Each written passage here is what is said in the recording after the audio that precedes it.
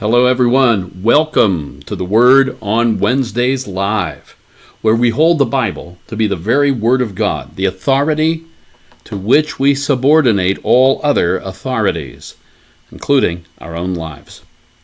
We're working our way through the 10 C's of the Bible's big picture, as you can see on the screen before you, a kind of outline of the overall Bible story. We're really talking about what God has done, what God is doing, and what God will do throughout His whole creation. God's plan for His created order. Once, while I was doing some reading, I found a paragraph which provides an additional perspective on this big picture of the Bible's story.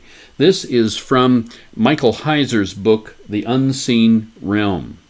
And he writes this: "The story of the Bible is about God's will for and rule of the realms He has created, visible and invisible, through the imagers He has created, human and non-human. This divine agenda is played out in both realms, in deliberate tandem.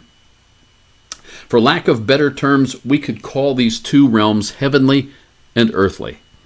From our perspective, of course, that heavenly realm is invisible to us. But the two realms do operate together. That's what Dr. Heiser means when he says the two realms interact in deliberate tandem, just like two gears that are designed to mesh together to accomplish the work, as the divine agenda of the Creator is being played out in both realms. There's a purposeful, deliberate, designed connection.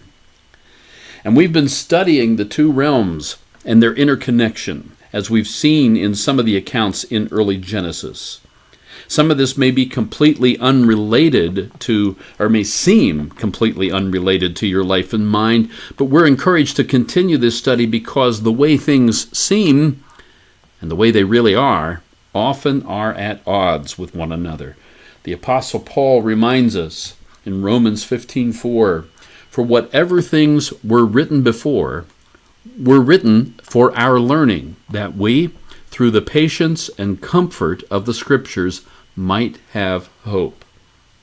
Last week, for example, we looked at an admittedly very strange account in Genesis chapter 6.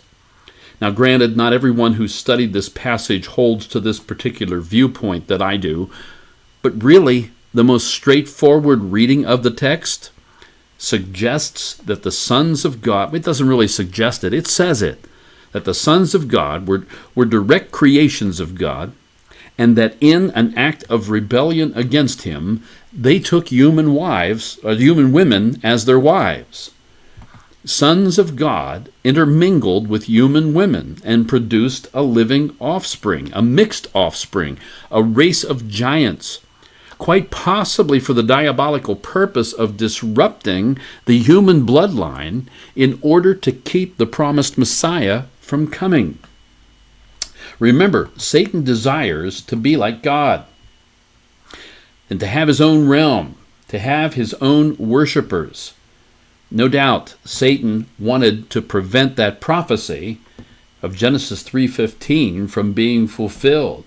"And I will put enmity between you and the woman, and between your seed and her seed. He shall bruise your head, and you shall bruise his heel." It's the destruction of Satan and his work prophesied there.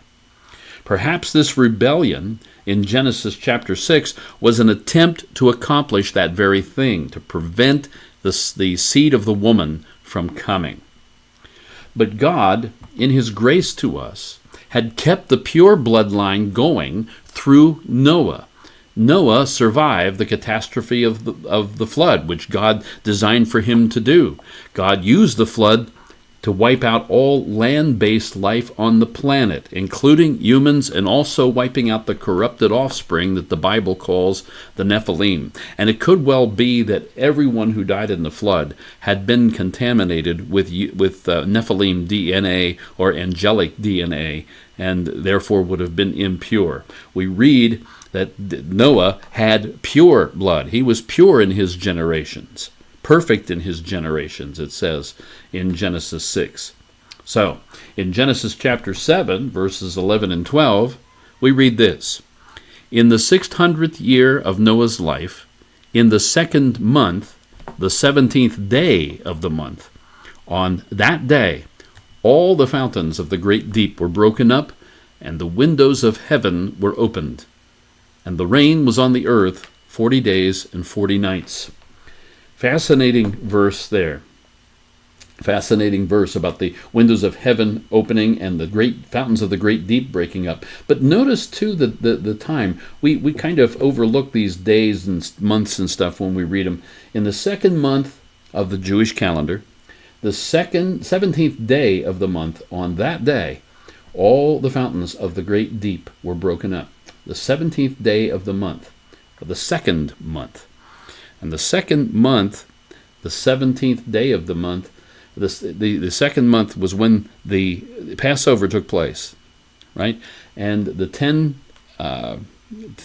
day of that month was when they would bring the Passover lamb into their homes to be with them. On the 14th day, Passover itself, the lamb was slaughtered, right? The lamb was slaughtered. The 17th day was 3 days later. Christ was sacrificed on the 14th day, and 3 days later, he rose from the dead. Interesting that it happens to be on that same day, so many thousands of years before he historically rose from the dead. We looked at Walt Brown's hydroplate theory during the early part of our WOW study on origins. He calls it the hydroplate theory because it describes the great force of rushing water acting upon the continental plates and moving those plates rapidly across the planet, and that caused major catastrophic destruction. Any earthquake of our time would pale in comparison to the geologic forces that were generated by such global activity as this. The Bible says in Genesis 1 that all of the waters on the earth were gathered into one place, and the dry land appeared. And what this suggests to us is that all the land was originally together as a huge single continent. Dr. Brown theorizes this. About half of the water that's now in the oceans was once in interconnected chambers, about 60 miles below the Earth's surface. If you could take away the crust of the Earth and everything, and just look at those chambers, it would appear to be a honeycomb filled with water, all these little pockets all over the place. Not perfectly squared off like we see here. That's just for purposes of illustration of what he's talking about. But there's these chambers. This is what he said. This is the way it was originally created, and he's speculating at this point. But he says that this water was interconnected chambers down 60 miles below the Earth's surface at thousands of locations.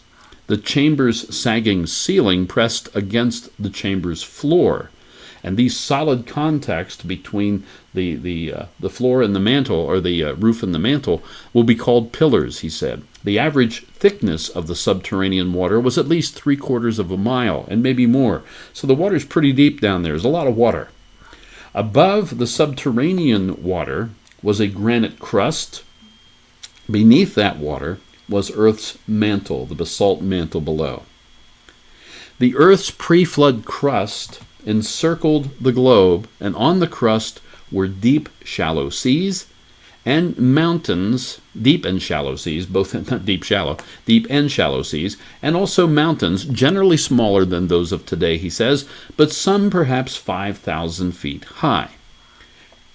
Then a small initial crack occurred in the Earth's crust from pressure underneath. The high pressures in the chambers would have quickly propagated the crack all the way around the Earth, like you see depicted there, and things start to break apart.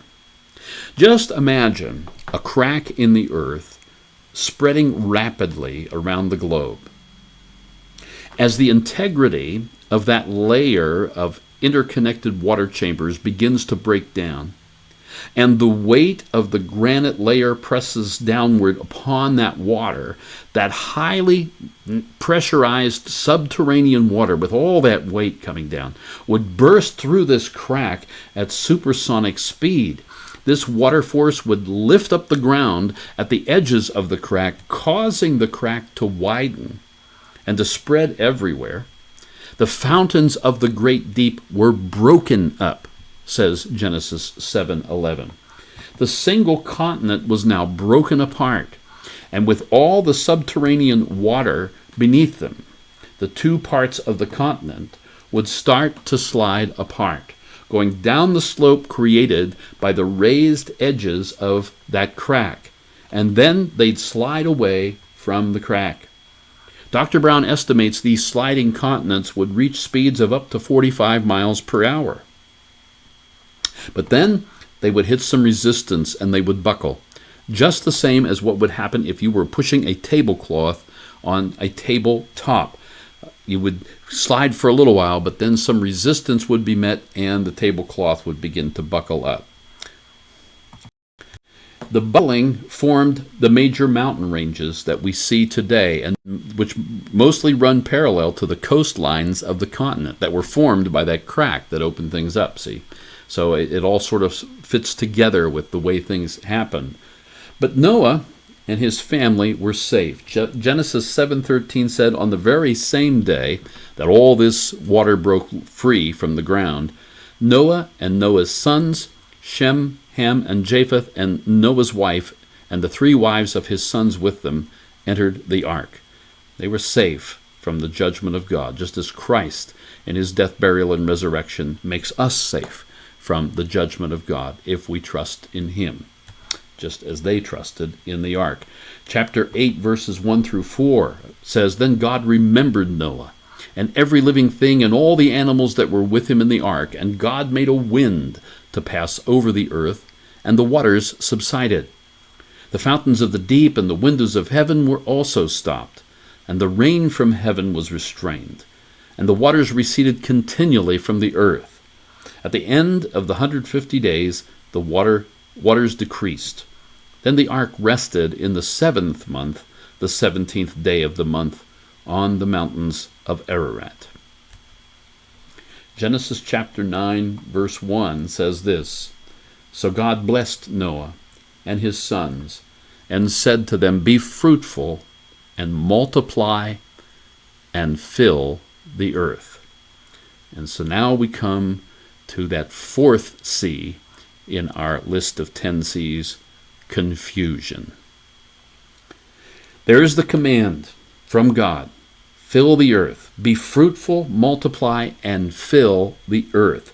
But tonight, we're going to observe that the rebellious spirit of the human sin nature has survived the flood as well, fully intact, carried through with Noah, his sons, and their wives.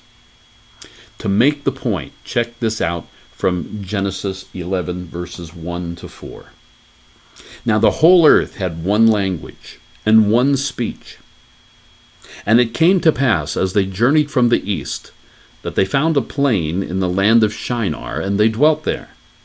Then they said to one another, Come, let us make bricks and bake them thoroughly. They had brick for stone, and they had asphalt for mortar. And they said, Come, let us build ourselves a city, and a tower whose top is in the heavens. Let us make a name for ourselves, lest we be scattered abroad over the face of the whole earth. Do you see the rebellion here? God says, Fill the earth. They say, Let's build a city so we can stay in one place and not be scattered over the whole earth. That's a direct disobedience to God's command. Rebellion. This story of Babel at its root illustrates for us what we have been seeing all along in our study of the big picture of the Bible's story. You know, it's very important to keep in mind that there are but 2 choices, as we've been seeing: very good or evil, tree of life or tree of knowledge of good and evil, the truth of God or the lie from Satan. Listen to God or listen to the shining one.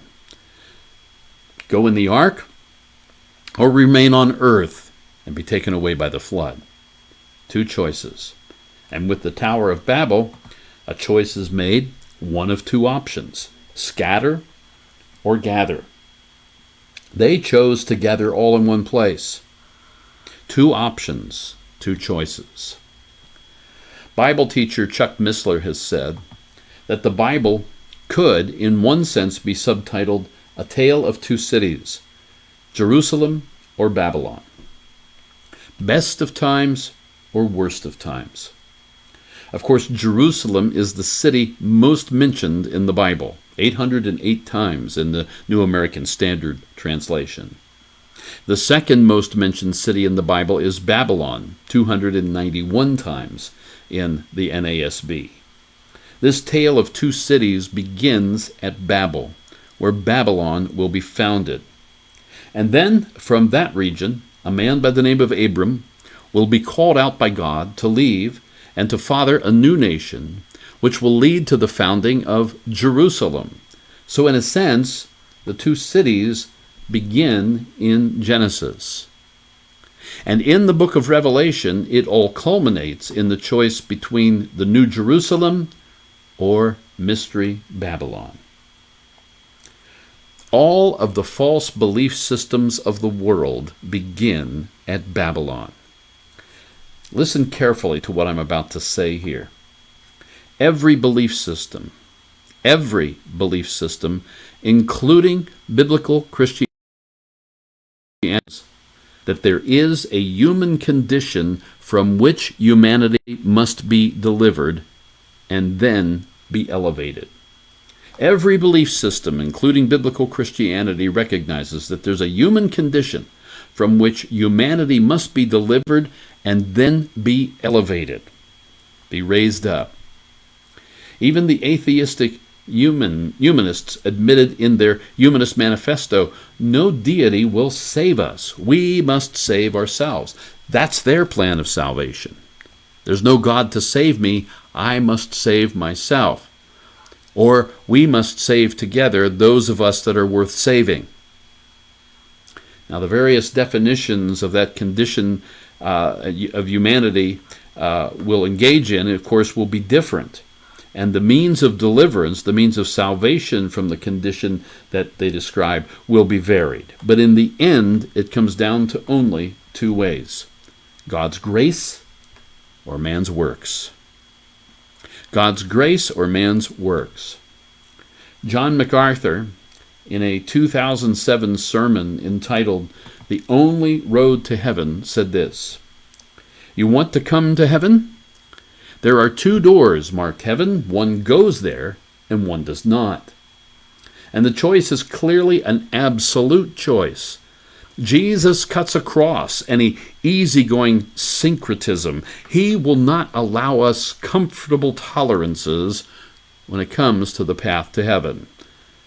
There's only one possibility, and there are only two choices. Not many, just two." Somebody might assume that with all the religions in the world and all the supposed insights into spirituality and all the ways that men and women have concocted their religious systems and their spiritual intuition, there would be literally millions or more ways that people have developed to heaven that you must choose from. But in fact, there are only two. There is a narrow way with a narrow gate, and there is a broad way with a broad gate. And those are the only possibilities. Pastor MacArthur is referring to Jesus' words from Matthew 7, verses 13 and 14. "Enter by the narrow gate, for wide is the gate and broad is the way that leads to destruction, and there are many who go in by it. Because narrow is the gate and difficult is the way which leads to life, and there are few who find it." So, will you take the narrow path or the broad way? The words of Jesus tell us plainly there are only two options: narrow or broad, grace of God or works of men, the truth or the lie, life or death, Jerusalem or Babylon. There's a choice to be made, a moment of decision. Think about that. Let's take a sidetrack. The pop singer Whitney Houston once asked the question in song, "How will I know? How will I know if he really loves me?" she sang. She's got her eye on a boy, you see, but doesn't know how the boy feels about her. So how will I know? How Will I Know was released in February 1985. Now, back in July of 1983, Billy Joel had already given the answer. It was up to the boy. Tell her about it. Tell her about it. Tell her everything you feel. Give her every reason to accept that you're for real. So when it comes to the broad way or the narrow way, how will they know? Few, Jesus said, will find the right way. How will they know what to choose? In fact, how will they even know that they have a choice to make? How will they know? Well, the answer is the same. Tell them about it. Tell them of Jesus. Give them every reason to accept the truth that Jesus Christ is indeed for real. Give them every opportunity to see why they need a Savior. Tell them about it. You know, the major issue I have with the approach of what is sometimes called friendship evangelism is that it makes it very easy for Christians to keep putting off telling people about Jesus. I mean, I get the idea of befriending others so that more chances for spiritual conversations can arise.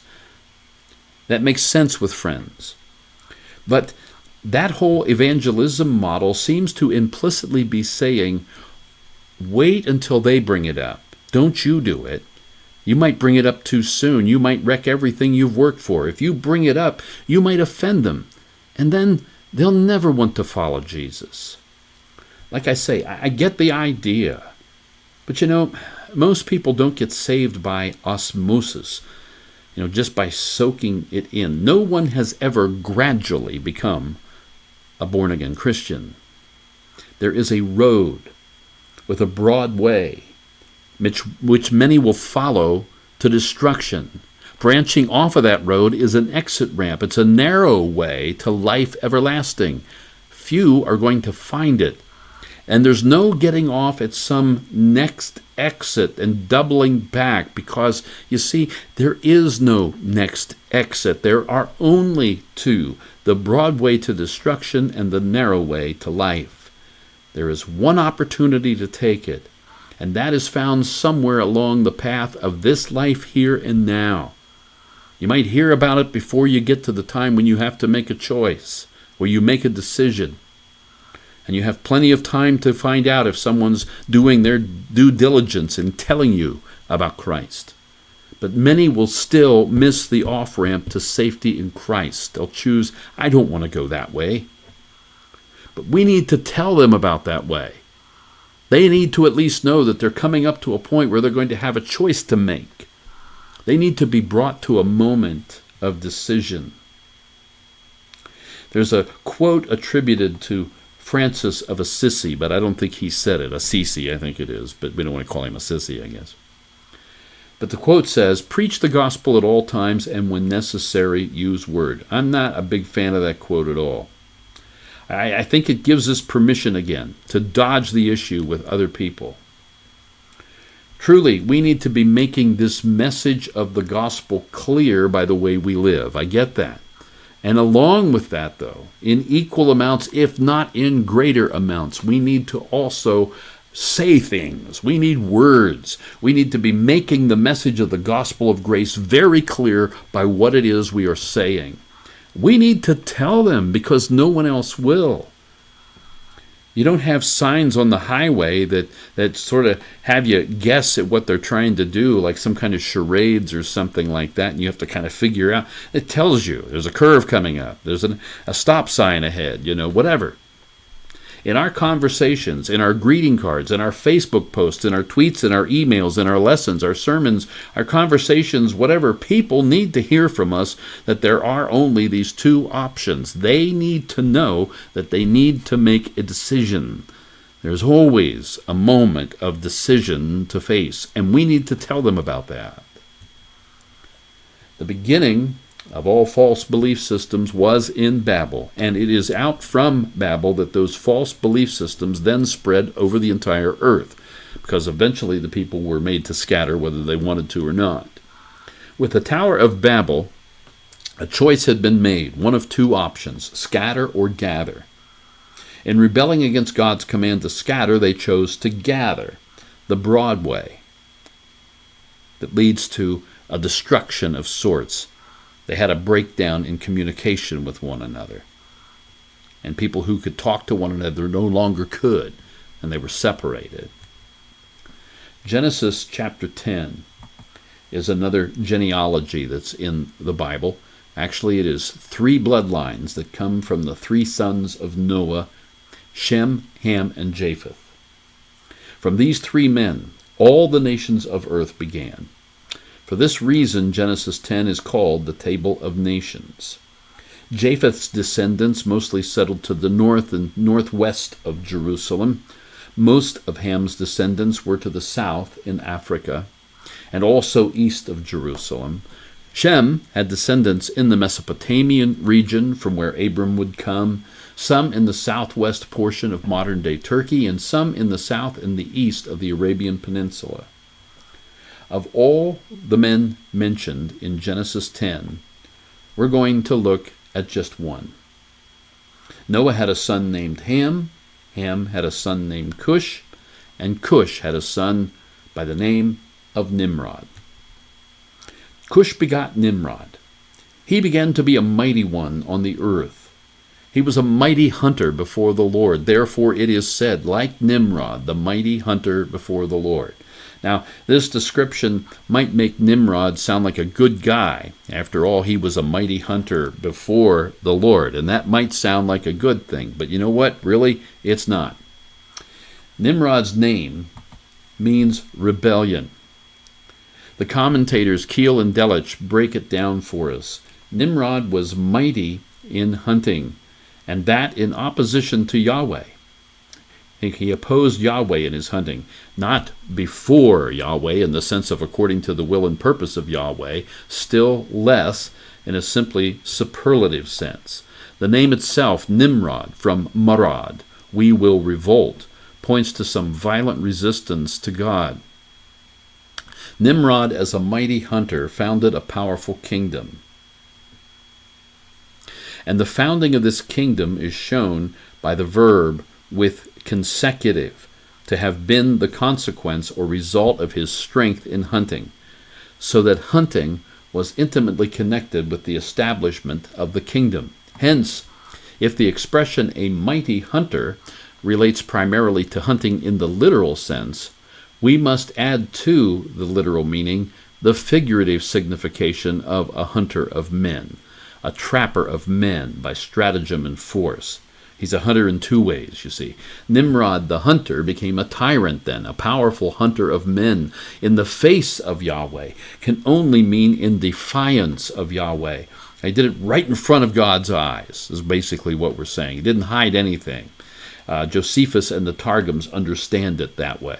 And the proverb must have arisen when other daring and rebellious men followed in Nimrod's footsteps, and must have originated with those who saw such conduct, an act of rebellion against the God of salvation. In other words, with the possessors of the divine promise of grace. Nimrod was a hunter of men.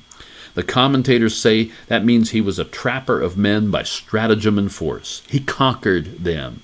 He also cajoled them and deceived them. He was a politician. He was a kingdom builder. Nimrod was the first emperor. The ancient Jewish book of Jasher calls Nimrod the first king of the world. I might point out that this was exactly what Lucifer was all about in his rebellion against God. Remember, I will be like the Most High God. He desires to be worshipped. He seeks his own realm to rule. It seems that emperor worship originated with Satan, and Nimrod, as the first emperor and first king of the world, and a rebel against God, can certainly also be seen as a type of the Antichrist yet to come. Same kind of mindset, same kind of driven purposes in his life. Consider that of all the men in chapter 10, Nimrod is given an entire paragraph for his story. His influence must have been highly significant. It's believed that this mighty man was the inspiration for myths and legends spread round the world when the different languages took his story with them after Babel. The International Standard Bible Encyclopedia says that the constellation Orion, which is seen around the northern hemisphere, is dedicated to Nimrod or Merodach. Merodach was a Babylonian god that likely represented the planet Mars, the red planet of war, conqueror. In fact, there is a connection between the names Nimrod and Merodach. The first two syllables of Merodach would be Merod. Okay, and you can hear the obvious similarity to Nimrod. Okay, the Hebrew word Merod means rebellion. This is why I sometimes think of Nimrod as being the original rebel. He really represents the idea of defiance against God in the post-flood world. He grew to mythological status. He became a god in many cultures because many cultures spread out from Babel originally, and he was carried along with them in their songs, their language, their stories by the campfires at night. In Egypt, he's connected with their god, Osiris. In Greece, he became immortalized as Hermes or Hercules. Writer Bryce Self says that after establishing his kingdom in the Tigris-Euphrates region, Nimrod consolidated his power by establishing a state religion. He constructed a religion that included deification and worship of the emperor himself, worship of Satan and his demons, and star worship, corrupted from a pure antediluvian astronomy. A key unit, meaning a kind of astronomy that was done before the flood, that was more pure. A key unifying factor in his religion was to be an astronomical/astrological observatory built upon the pinnacle of a pyramid, the path to heaven, you see, or the tower at Babel. It's been suggested that Nimrod spent some time in Egypt before moving up to Mesopotamia, and that while in Egypt he studied the Egyptian mystery religion perpetuated there from before the flood by the wife of Ham, whom tradition takes to be a descendant of Cain. The building of this pyramid or ziggurat was interrupted by God himself in order to prevent Nimrod from extending his sway over all of the inhabited earth, according to Genesis. God halted the work by confusing their language, so they could no longer cooperate easily with one another, nor indeed easily inhabit the same region together. As a consequence, the human race was dispersed, and as men scattered, they carried with them remnants of primeval revelation from God, and also Satan/hero worship, which Nimrod had invented as well.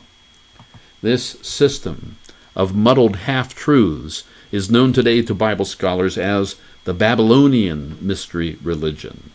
From a biblical point of view, this religious system is described as the wellspring for all subsequent false religion and endless mythological systems. Well, since we now have this background information on Nimrod, let's now look at the story of the confusion of languages found in Genesis 11 so we can draw some conclusions.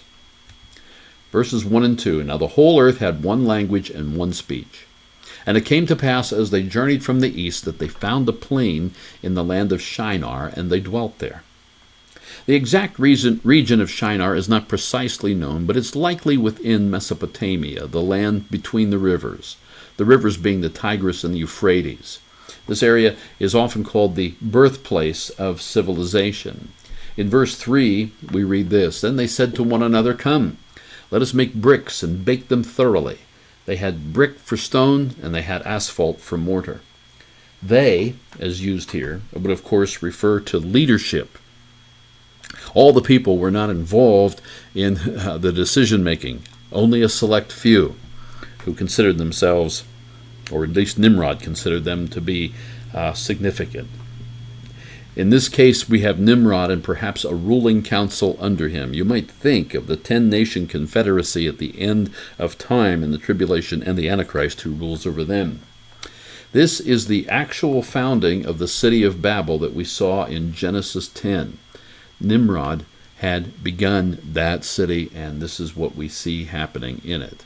Verse 4 says, "And they said, 'Come, let us build ourselves a city, and a tower whose top is in the heavens. Let us make a name for ourselves, lest we be scattered abroad over the face of the whole earth.'" This is the religious aspect of Babel here. They're building a tower with a top that literally, quote, touches heaven, end quote. Though I believe it is more than just symbolic. I think there's something going on up there at the top of that tower. It was planned anyway.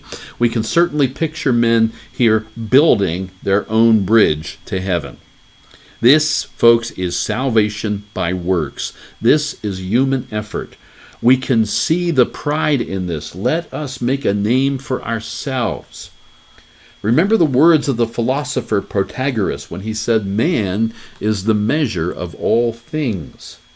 That's what's happening here. This is Nimrod seeking worship of himself. Make a name for me, for myself. And we see the rebellion against the command of God to fill the earth. But the Lord came down to see the city and the tower which the Son of Men had built. Notice that these are sons of men. Okay, this is set in contrast to the sons of God we read about in Genesis 6. Now, while that rebellion was certainly more heinous, it was conducted by beings who were superior to humans in so many ways. Effectively, then, this phrase here, sons of men, is meant in a belittling fashion. God comes down to see the city and tower which the sons of men had built. What do they think they're doing? Really, who do these men think that they are? And the Lord said, "Indeed, the people are one, and they all have one language. And this is what they begin to do. Now nothing that they propose to do will be withheld from them. It's just going to be a perpetual mess." The rebellious sin nature is alive and well in human beings. If these people are allowed to continue this, they're likely to try anything. Therefore, their propensity to do evil, God says, must be thwarted. It must be slowed down. The civilization before the flood had demonstrated the likely outcome should people be permitted to continue in their evil conspiracies.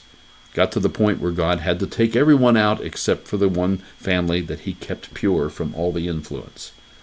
The act of confusing the languages was thus merciful on the part of God.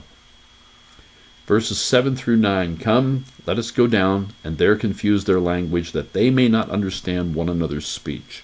So the Lord scattered them abroad from there, over the face of all the earth, and they ceased building the city. Therefore its name is called Babel, because there the Lord confused the languages of all the people, of all the earth, and from there the Lord scattered them abroad over the face of all the earth." And then the seeds of the false belief systems of the world were also scattered along with them. That is the one thing that makes this event at Babel so universal in its impact. Because it is the rebellion seen here, the desire to make a name for oneself, and the self-effort to reach heaven, salvation, deliverance, works, okay? That typifies every belief system except for the merciful, gracious, narrow road to life everlasting through the grace of God alone. There are only two roads, the broad way to destruction and the narrow way to life. Babel represents the broad way. But God had preserved that narrow way through Noah, then down through the line of Shem. God would call a man named Abram to be the patriarch of a nation that would be separated out from all the Gentile nations of the world, a nation to be consecrated to God alone. And Abram, a descendant of Shem, would be the man with whom God would form a covenant. God would make unconditional promises to Abram, and through those unconditional promises, God would send his Son to be the Savior of the world. Next week, we will move out from Genesis as we learn about the Abrahamic Covenant, the Mosaic Covenant, and the Davidic Covenant. I hope you're enjoying these studies just as I'm enjoying putting them together as we move through these 10 C's together. So next week we'll be on the final C for the Old Testament already, covenants. We'll see you then. I should add, too, while I'm thinking about it, that in 2 weeks, let's see, today is the 18th. Next week, 7 more days, will be the 25th. And so it'll be the 32nd of May, or I guess the 1st of June. On that Wednesday, we will not be having WOW. We'll be away, Debbie and I, and so we won't be doing a WOW lesson that week. So that's 2 weeks from now, in case I forget to tell you next week. So, all right, you folks take care. God bless. Have a wonderful rest of your week.